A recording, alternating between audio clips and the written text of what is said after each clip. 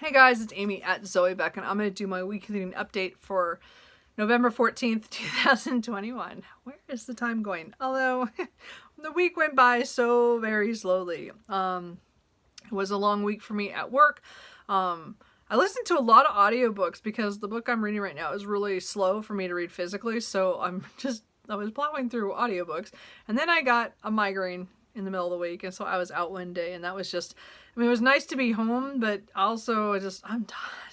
I've had a lot of headaches recently, and it was not fun. Anyway, I know my brother thought like I was calling off like just to play hooky, but I had a headache, and I was like, I'm glad I took the day. It got better, at least enough for the rest of the week. So anyway, so it's been that kind of a week. Why?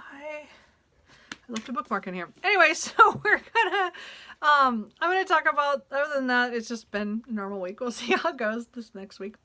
I have been playing a lot of Animal Crossing though, just as an FYI. I've been doing a lot of that, so not a lot else beyond that. So let's talk about the books that I read this week, the ones I'm in the middle of, and what I think I'm gonna read in the next week. I first finished on Sunday The Will to Battle by Ada Palmer. I was really close to the end last week, so I listened to some audio by T. Ryder Smith. Excellent audios for these. I reread the first 3 books in the Terra Ignota series in order for the book 4 that came out. So really enjoyed this reread. I had completely forgotten most of this book. This book was the most the one I'd forgotten the most, which is weird because it's the last one I read. So I don't know why that was. But as I reread these by audio, this is the one, as I said, I was so surprised by things that happened. I'm like, oh, I forgot that. And it just, sorry. So this is like, it's futuristic, utopian, dystopian world where,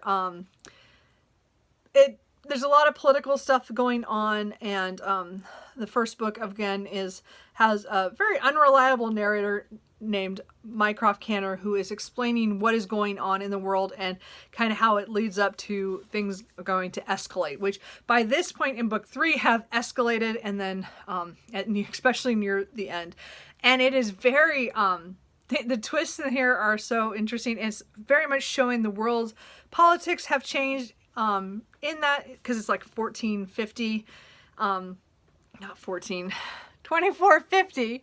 So, you know, it's like 400 years in the future, or 300 years in the future. Anyway, and it's just, and it's saying how, there hasn't been war in a really long time, so nobody really knows what to do. And all the governments are scrambling as people are being, the unrest is getting bigger and bigger.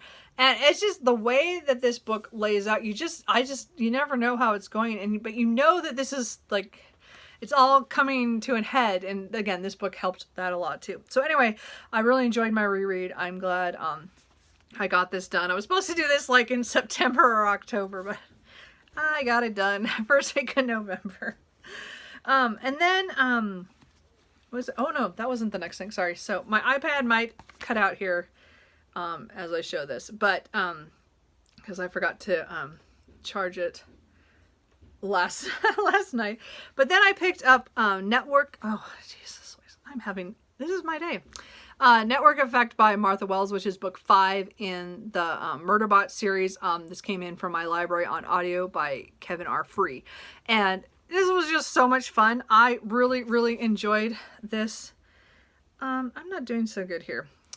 So anyway, it was such a fun, it was a fun novel. I really enjoyed it because of what characters show up in here. I really enjoyed how it went and the things that happened. I think the first 4 books are all good on their own, and it's a good arc, and it closes out really well. Book 5, which again was the only novel length of the books, went in directions that I thought I really liked. I was surprised by what we got, and I really enjoyed this. I wanted to listen to it all the time, which I did while I was playing Animal Crossing because I liked it so much. So I read this full-length book like really, really fast. And then I finished it like on Monday night, and I looked on my Libby app again and looked to see, because again, that one I had to wait a couple of weeks for. But this one was ready to go. So Fugitive Telemetry is book 6 that came out this year. This was like a murder mystery in space. Because again, did I say this? These are sci-fi stories about a sec unit who has broken their governor module, so they are able to make their own decisions, and they are just they don't want to deal with other people, but or other things or anything. They really just want to watch their media. And by this point, again, there's kind of a they've made not friendships, but they've made connections to other things. And by this book, it was really good. It was like just a murder mystery. It was really quick. It was really fun and fast. And I really enjoyed that one of the books. But I think Network Effect is my favorite so far of the series.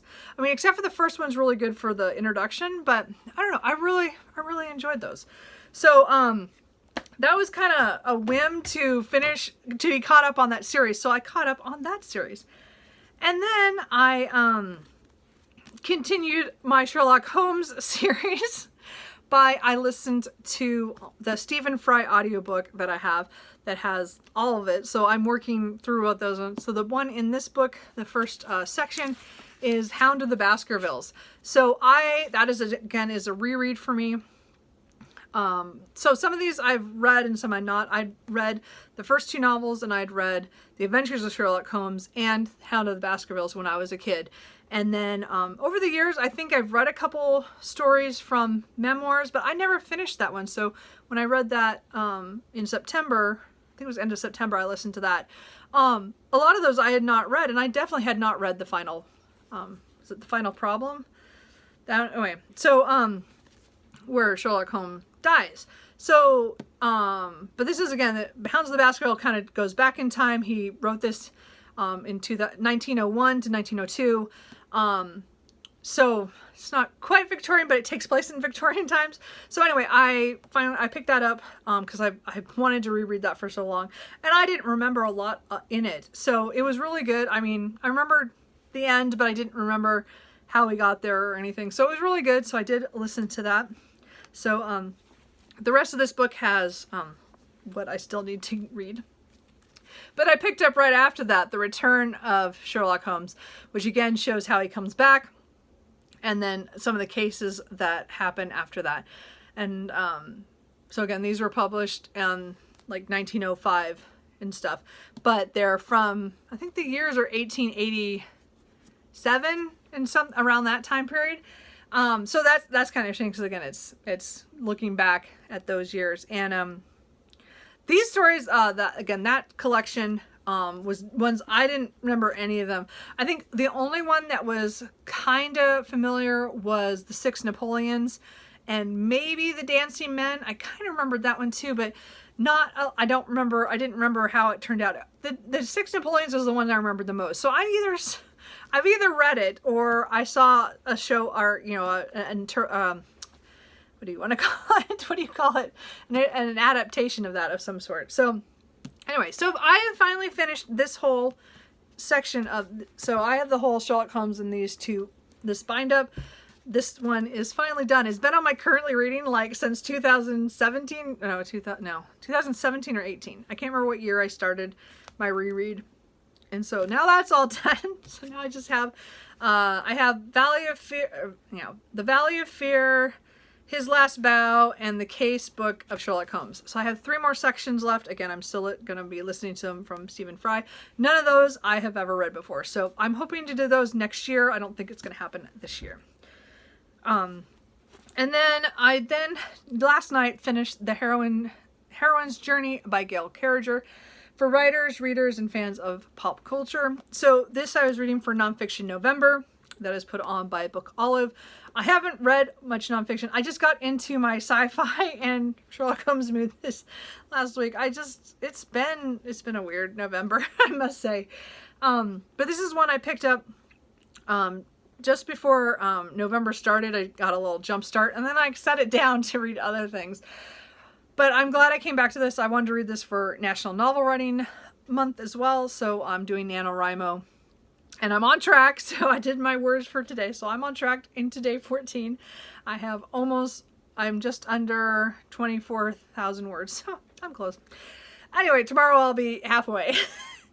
Anyway, so this is her writing about the heroine's journey, which is a foil to the hero's journey. So there are 2 distinct storytelling paths and that a lot of people use in books and media of all sorts of like movies and TVs and other things.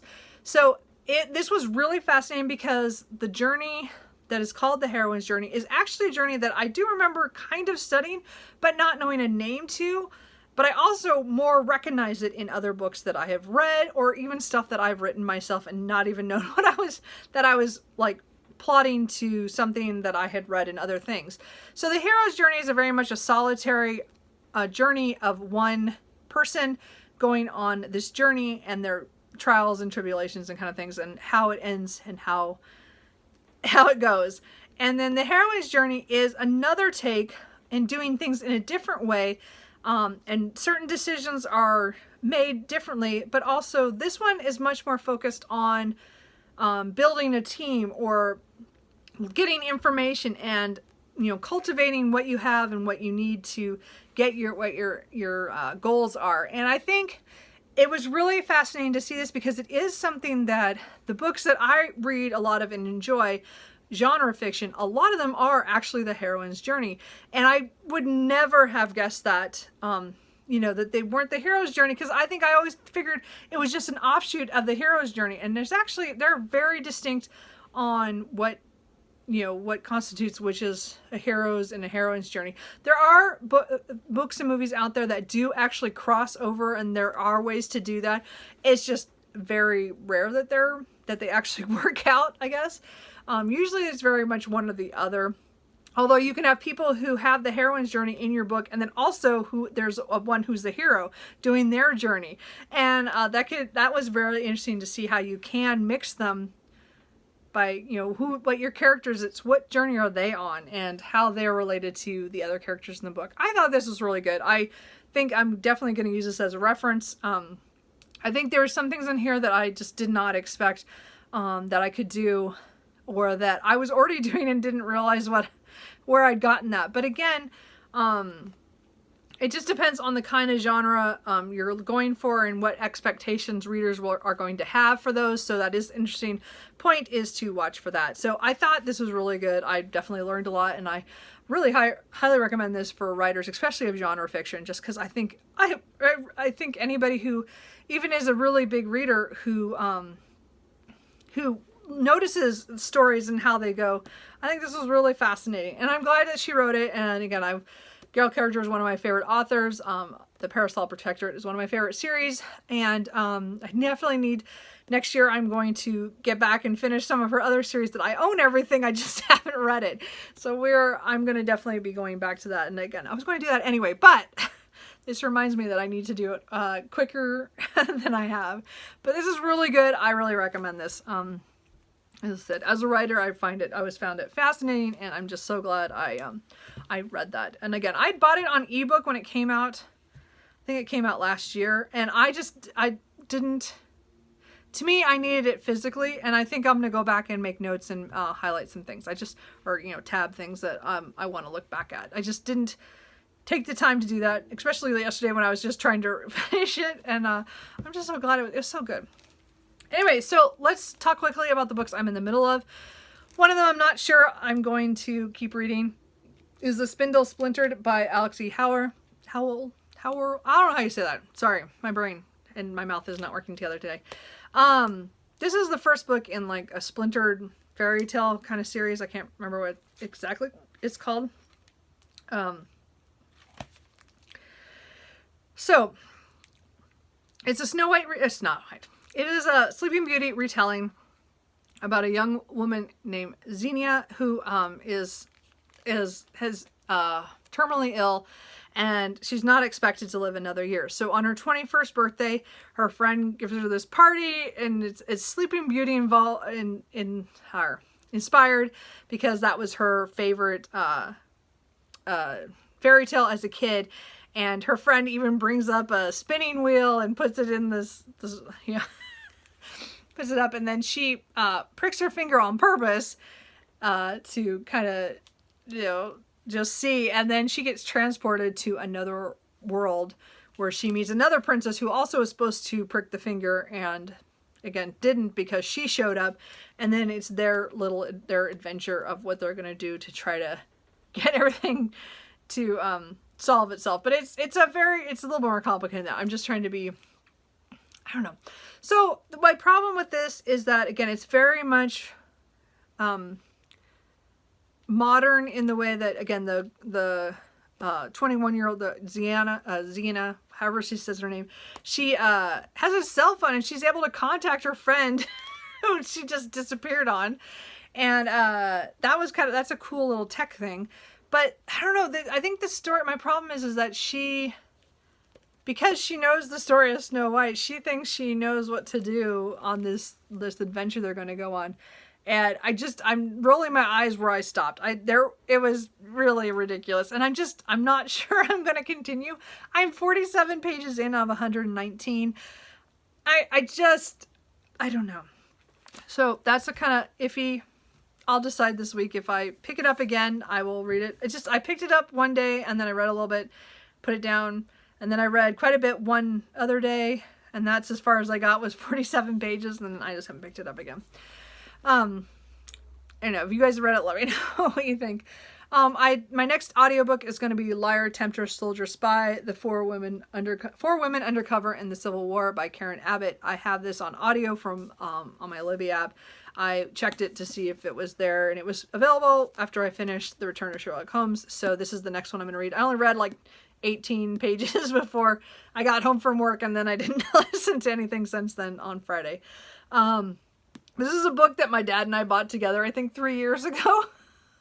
So I want to get it done so I can give it back to him, or give it to him, because then I'll be done with it.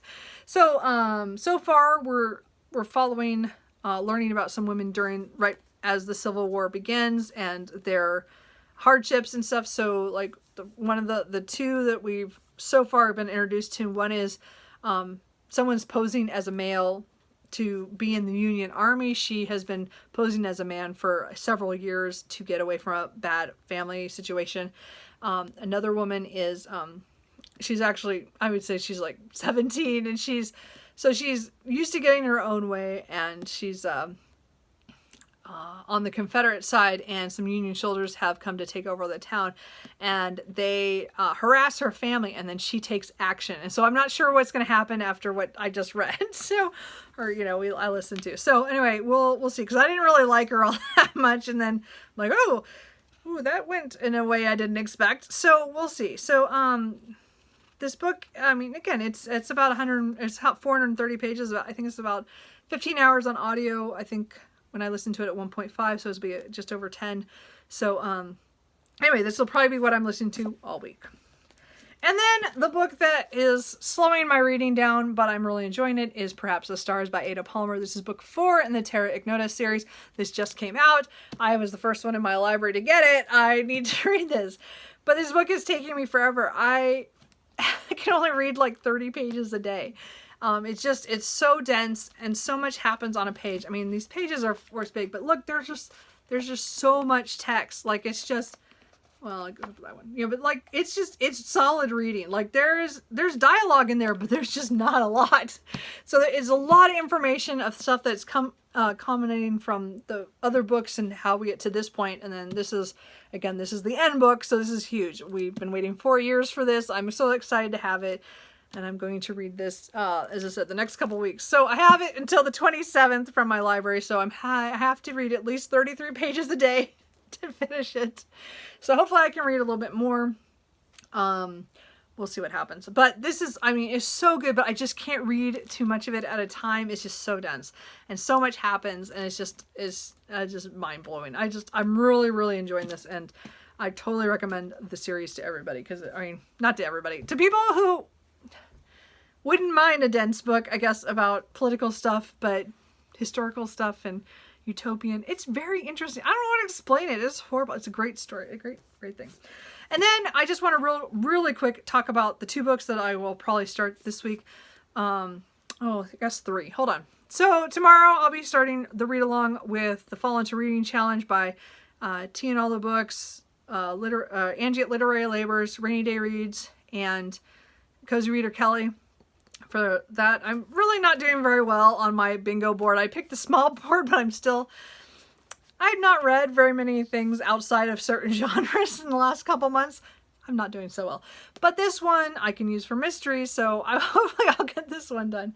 So this is A Study in Scarlet Women by Sherry Thomas. This is the first book in the Lady Sherlock series. So I've heard really good things about this one. This is about Charlotte Holmes, who I think she wants to, do other things rather than just what women do in the late 1800s in London. And I think something happens where her father and her sister are accused of some crime. I'm not even sure what, but somehow that the suspicion falls on them.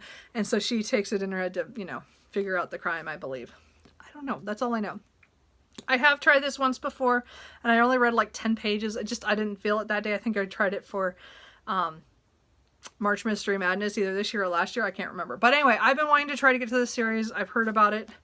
And I'm hoping I can just get through this book. We'll see. I've not done very good with the read-alongs this year.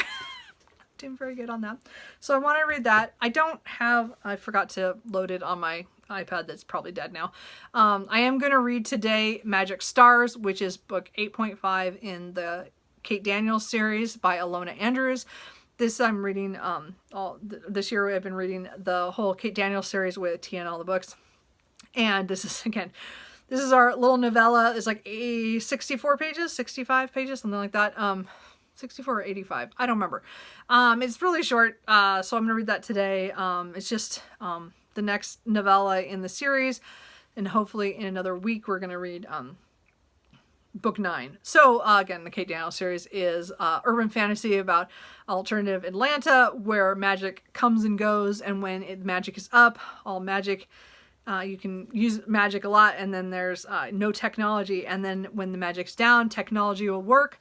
And the magic isn't quite as, as important. And there's shifters, and there's vampires, and there's lots of other creatures, and it's really, really a great series. I'm really, really enjoying it. So again, this is my next entry. Will be Magic Stars, which I have on ebook.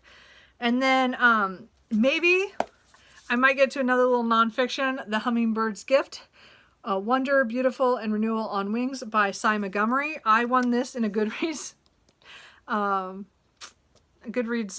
giveaway back. I won in April, and I didn't get this book until July or August. I don't remember. It was months later before I got it, but I did get it, and so I haven't picked it up yet. It's really small, and again, it's about hummingbirds. And again, Cy Montgomery wrote The Soul of an Octopus, so I like to read one of hers every Nonfiction November, one of her books, and I had this one, so this is one I'm going to read next. So it's just really teeny, so I should read that too.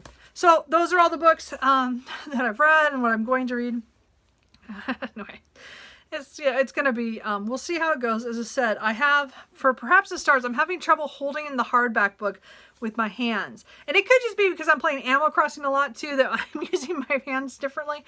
But it hurts to hold that book. So I think I have a lap desk that I'm going to pull out, I think behind the door, that I have and I don't ever use because my cats want to sleep on my lap. So I might have to force them not to sit on me while I try to read my pages for Perhaps the Stars, because that book is just heavy for me to hold. And as I said, I have to read at least 30 to 33 pages a day to make it by the 27th. So I need to get that done. So anyway, what are you guys doing? What are you guys reading? Anything going on with you guys? Let me know, and I will talk to you guys later. Bye.